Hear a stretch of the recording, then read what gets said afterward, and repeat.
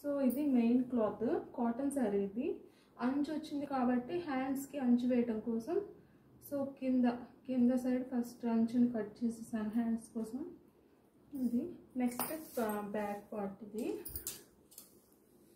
ఖర్చు ఎక్కువ తీసుకోకుండా జస్ట్ ఒక పావు ఇంచుతో ఖర్చు తీసుకుంటూ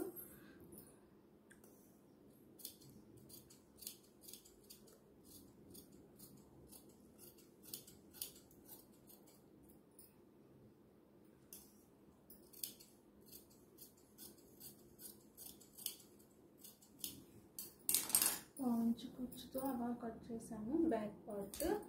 సో ఇది ఫ్రంట్ పార్ట్. ఇది కూడా అంతే, ఎక్కువ ఖర్చును తీసుకోకుండా జస్ట్ ఒక పావు ఇంచుతో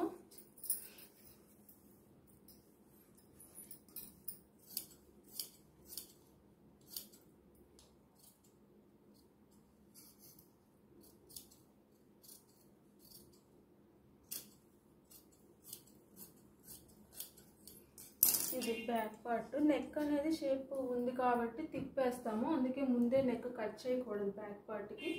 ఇది ఫ్రంట్ పార్ట్.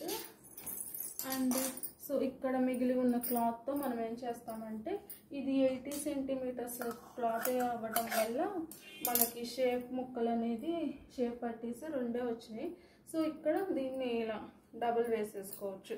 సో ఒరిజినల్ క్లాత్లో డబుల్ తీసుకున్న సో మనం ఏంటనేది షేప్ పట్టి నించోవడం కోసం 3 ముక్కలు యాడ్ చేస్తాం ఒక్కొక్క సైడ్. సో ఇది డబుల్ ఇలా యాడ్ చేసేసుకోవచ్చు. ఇంకా హ్యాండ్స్కి అనేది చంక దగ్గర జాయింట్లు పడతాయి, ఈ ముక్కలు అనేది వాటికి సరిపోతుంది. ఇది చూసారు కదా, ఇది back part, front part, shape పట్టీలు, ఈ ముక్కలు. ఇది హ్యాండ్ అనేది వేరే డిఫరెంట్ మోడల్ పెడతాను. సో అది కావాలంటే కామెంట్ చేయండి. Thank you all.